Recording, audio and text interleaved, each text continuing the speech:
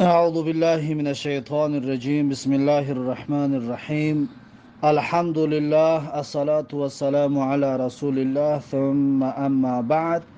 السلام عليكم ورحمة الله وبركاته. امام نووی رحمه الله در کتاب ریاض الصالحینش میگوید باب آداب السلام، باب در مسئله آداب سلام کردن که سلام کردن باید چی طریق و چی طور باشد.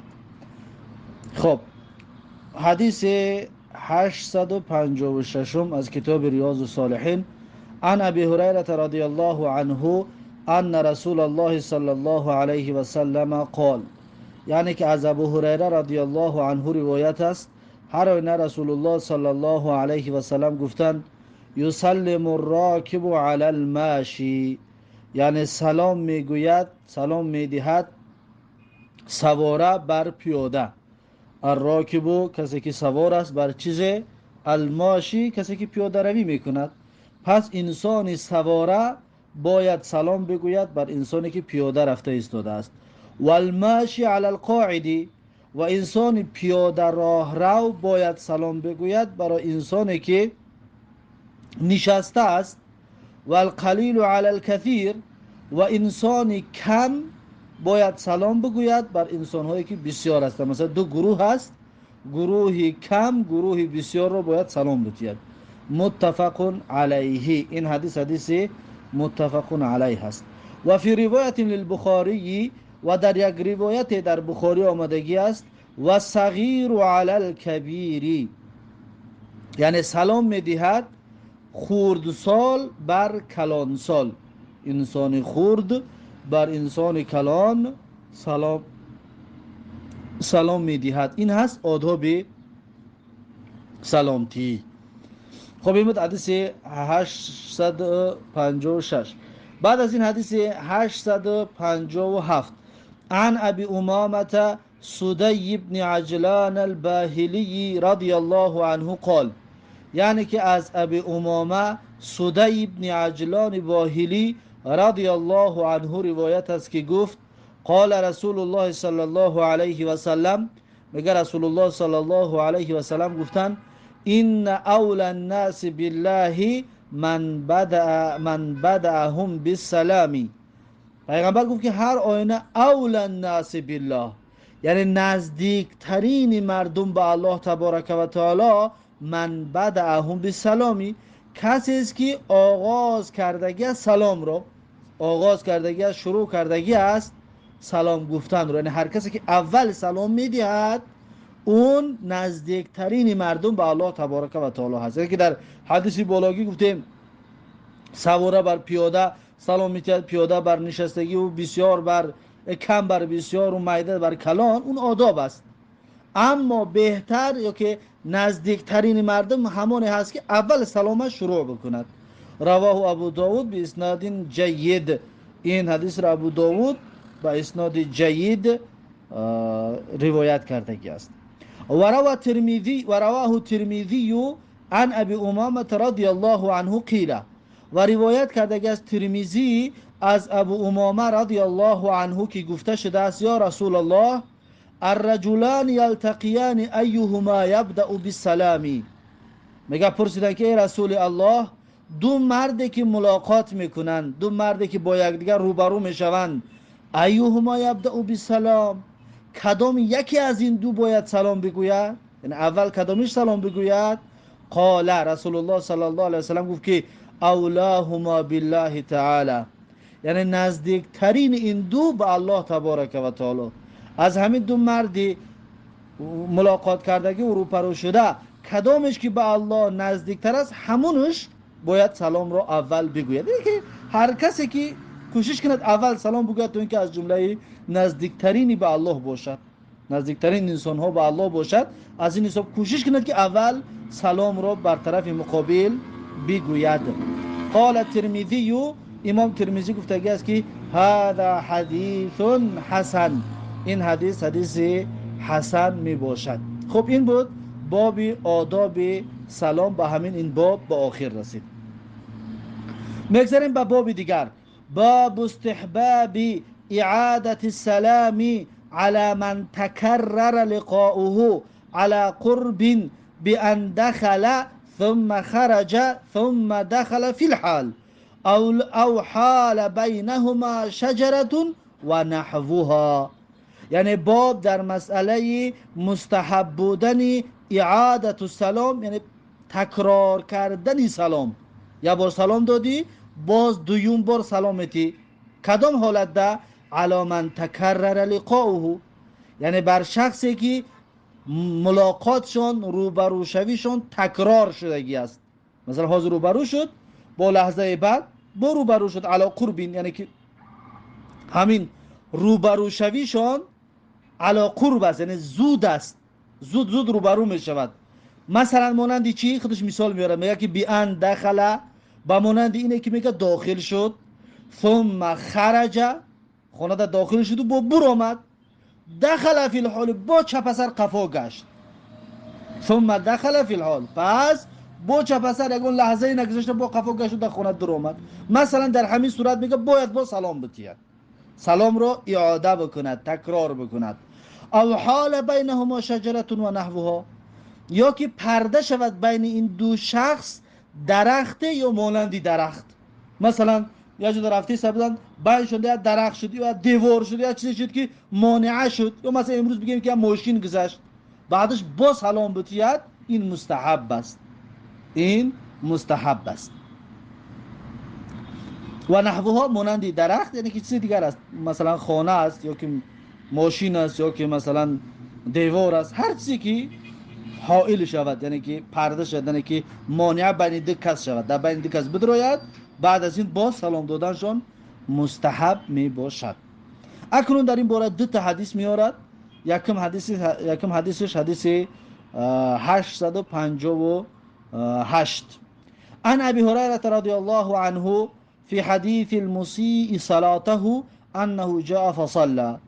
میگه از ابو هریره رضی الله عنه روایت است در حدیثی که مسیء صلاته است، یعنی در حدیث درباره شخصی است که نمازش رو درست نمیگذارد. مسیء صلاته، المسیء صلاته یعنی شخصی که نمازش رو درست نمیخواند. انا میگم این حدیث مشهور است در بین محدثین. میگه در انا همین حدیثی شخصی که نمازش رو درست نمیخونه یک قصه گذشتگی است با پیغمبر، انا همون را میگه انه جاء فصلى، همین انسانی که نماز رو درست خونده نمیتونست، میگه پیش پیغمبر آمد و فصلى، نماز خوند، در پیش پیغمبر نماز خوند. ثم جاء الى النبي صلی الله علیه و سلم فسلم علیه، بعد میگه آمد نزد پیغمبر صلی الله علیه و سلم، پس پیغمبر سلام داد. همین شخصی نمازش رو درست خونده نمیتونست، پیغمبر سلام داد. فرد علیه السلام، پیغمبر صلی الله علیه و سلم سلامش رو جواب شد داد و فقال، پس پیغمبر صلی الله علیه و سلم گفت که ارجع فصلی فانک لم تصلی، پیغمبر گفت که بازگرد و پس نماز بخوان، فانک لم تصلی، پس هر اون تو نماز نخوندی، یعنی اون نمازی که خوندی اون نماز نبود، برگرد نمازت از سری نو بخون. فرجع فصلی، پس میگه این مرد بازگشت و نمازش رو خواند. ثم جاء فسلم على النبي صلی الله علیه و سلم، باز میگه گشت و ثم جاء، بعد میگه بعد رفت و نمازش رو خواند و ثم جاء، پس بازگشت فسلم علی النبی، باز سلام داد بر پیغمبر صلی الله علیه و سلم. فحتی فعل ذلك 3 مرات، تا اینکه میگه انجام داد همین کار رو 3 بار. یعنی می اومد پیش پیغمبر میگه ارجع فصلی فانک لم تصلی، یعنی برگرد نمازت رو بخون، پس تو نماز نخونده ای. باز میگه میرفت نمازش رو میخوند، می اومد باز سلام میداد، یعنی که جای دلیل همینجا است، نماز میخوند می اومد باز سلام میداد، نباشه پیش از نماز خونی باز سلام داده بود، باز سلام میداد، یعنی تکرار سلام. انا همین چی است؟ انا همین مستحب است. خب این قصه این نماز المسیء صلاته در کتاب‌های فقه مشهور است. از این حدیث مسائل بسیار فقهی برآورده میشد، مخصوص در مسئله نماز که 3 بار میگه این شخص نمازش رو خواند، پیغمبر گفت که بازگرد و پس تو نماز نخونده ای، نمازت رو از سر نو بخون. پس آخران 3 بار پیغمبر گفت که چیزی که میدونم همین است، یعنی از این دیگر زیاد نمیدونم، پس برای من نماز تعلیم بده. پس پیغمبر صلی الله علیه و سلم نماز براش تعلیم داد.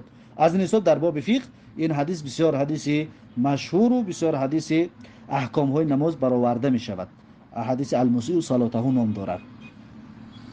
خب حدیث متفقون علیه هست. پس جای دلیل در این باب همین است که همون مرد 3 بار تکرار کرد سلام رو. پس اینجا در حائل پرده بینشون چی بود؟ رفته نماز خونده گشته آمدن، رفته نماز خونده گشته آمدن، یعنی که دیدار تکرار شدن گرفت و سلام هم تکرار شدن گرفت. خب بعد از این حدیث 859 و عنه، این از ابو هریره رضی الله عنه روایت است، عن رسول الله صلی الله علیه و سلم قال، از رسول الله صلی الله علیه و سلم روایت است که گفت اذا لقی احدکم اخاه، هنگامی که روبرو شود کسی از شما با برادرش، کدامی از شما با برادر مسلمان روبرو شدی، فلیسلم علیه، پس میگه باید سلام بگوید بر همون برادرش. فإن حالت بینهما شجرة او جدار او حجر ثم لقیه فلیسلم علیه. پس میگه اگر حالت بینهما شجرة، یعنی پرده شود، حائل شود، مانع شود بین همین دو برادر، درخت یا جدار، دیوار یا حجر، سنگ، ثم لقیه، بعد بار دوم باز رو پرو شد، یعنی که یک پرده شد و باز رو پرو شدن، فلیسلم علیه میگه، پس سلام بگوید بار دیگر بر اون برادرش، یعنی که وقتی مانع شد، حائل که شد، بار دیگر سلام گفتن. این مستحب است، اما یکم بار گفتنش چی است؟ سنت مؤکده، سلام دادن و جواب دادن واجب است. وقتی مسلمان سلام را میشنود واجب است در گردنش که جواب بدهد، اگر تنها باشد، اما جماعت باشد یک از جواب بدهد کفایه میکند. رواه ابو داود، این حدیث را ابو داود رحمه الله روایت کردگی هست. پس این باب هم به آخر رسید. باب نو، باب استحباب السلام اذا دخل بیته، یعنی باب در مسئله مستحب بودن سلام دادن هنگامی که انسان در خانه خودش می‌دراید. وقتی در خانه می‌درایی باید سلام بدی. مثلا در خانه عائله و فرزندا هست یا هیچ کس نیست، انسان توقع هم باشد در خانه، وقتی که می‌دراید باید سلام بگوید. قال الله تعالی، آیت میارد اول میگه الله سبحانه و تعالی گفتگی است که فاذا دخلتم بیوتا، یعنی هنگامی که شما در آمدید در خانه های، فسلموا علی انفسکم، پس سلام بدید بر نفسای خودتان. و درس حدیث پیشینه داره که در درس گذشته گفته بودیم که فلیسلموا علی انفسکم، یعنی سلام بدید بر اهل بیتتان. بعضی مفسران میگویند، بعضی میگن سلام بدید بر نفستان اگر هیچ کس هم نباشد، یعنی بر خودتان سلام بدید. وقتی در خانه میدروید هیچ کس هم نباشد باید سلام بدید. و این آیت، از همین آیت دلیل میگیرن، فسلموا علی انفسکم تحیه من عند الله، یعنی که همین تحیه و درود از سلام هست از جانب الله تبارک و تعالی، اجر و پاداشش ثابت است. مبارکتا طیبه، یعنی که کار مبارک و خیر و با برکت است. طیبه هم هست، پاک و تازه هم هست، که انسان وقتی در خانه می دراید این سلام را تقدیم بکند. السلام علیکم و رحمت الله گفته بر نفس خودش سلام داده بدراید. خب اکنون یک حدیث در این باب میارد، حدیث 860. و عن انس رضی الله عنه قال، یعنی که از انس رضی الله عنه روایت است که گفت قال لی رسول الله صلی الله علیه و سلم، میگه گفت من را رسول الله صلی الله علیه و سلم که یا بنیه، ای پسرکم، ای پسرچه یا که ای پسرکم، اذا دخلت علی اهلک، هنگامی که در آمدی به نزد اهل بیتت، به نزد خانواده در آمدی، فسلم، پس سلام بگو، یکون برکتا علیک، پس همین سلامی دادگی تو برکت می باشد برای تو، و علی اهل بیتک، همچنین برکت می باشد بر اهل بیتت. یعنی که وقتی در خونه در آمدی سلام بده، این سلامت برکت برای خودت و برای اهل بیتت می باشد. از این حساب انسان وقتی که خانه می دراید باید سلام بگوید بر زن و فرزندش، یا که هیچ کم نباشه به نفس خودش. خب این باب هم به آخر رسید. باب نو، باب السلام علی الصبیان، یعنی باب در مسئله سلام دادن بر کودکان. مثلا یک انسانی کلان سال، یک انسان بزرگ سال میگذرد کودک را میبیند باید کودک را سلام بتید. یکم که این سلام دادن سنتی پیغمبر صلی الله علیه و سلم است. دوم این تربیه و تعلیم می شود برای کودکان عادت میکنند وقتی سلام دادی آهسته آهسته اونها هم سلام دادن را شروع میکنند، هم تربیه می شود، تعلیم می شود و هم سنت پیغمبر را زنده میگردند. اکنون درباره سنت بودنش دلیل میارد حدیث 861 از کتاب ریاض الصالحین. در این باب یک حدیث میارد عن انس رضی الله عنه انه مر على صبیان فسلم علیهم. از انس رضی الله عنه روایت است هر آینه حضرت انس رضی الله عنه گذشت میگه بر نزد کودکان گذشت فسلم علیهم. پس انس رضی الله عنه سلام داد کودکان را سلام داد و قال پس انس گفت که کان رسول الله صلی الله علیه و سلم یفعله، یعنی که بود رسول الله صلی الله علیه و سلم همین کار رو انجام میداد، یعنی کودکان را سلام میداد پیغمبر. پس گفتیم کودکان را سلام دادن دو فایده است، یکم سنت است، دوم تعلیم برای کودکان می باشد. این حدیثی متفق علیه است. بعد از این باب نو شروع می شود باب سلام الرجل على زوجته والمرأة من محارمه وعلى اجنبیت و اجنبیات لا يخاف الفتنة بهن و سلامهن بهذا الشرط. یعنی باب در مسئله سلام دادن مرد بر زنش، یعنی مرد همسر خویش سلام بتید و همچنین سلام دادن مرد بر زنی از محارم خودش باشد، یعنی از خویش تبارش اپا و خواهر و خاله و عمه و مادرش اینها باشد. و علی اجنبیتین و همچنین باب در مسئله سلام دادن بر زنی که اجنبی است، زنی بیگانه و اجنبیات یا زنهای بیگانه هستند. لا یخاف الفتنه، به شرطی که ترس فتنه نباشد، یعنی که سلام بتی از زن بیگانه را به شرطی که فتنه نباشد بهین نه، یعنی به سبب سلام دادن زنهای بیگانه اگر فتنه نباشد جایز سلام دادن. و سلامیهن به هذا شرطی، و همچنین سلام دادن زن برای مردان بیگانه به همین شرط، اگر فتنه نباشد جایز است که زن هم سلام بتید مردان بیگانه را اگر فتنه نباشد و فتنه نشود. پس این باب در همین مسئله هست. این باب رو انشاءالله درس آینده خواهیم گرفت. پس این از درس امروزمون. با همین درس امروزه رو با پایان میرسونیم و تا درس آینده الله حافظ و مددگار. بارک الله فیکم و جزاکم الله خیرا و السلام علیکم و رحمت الله و برکاته.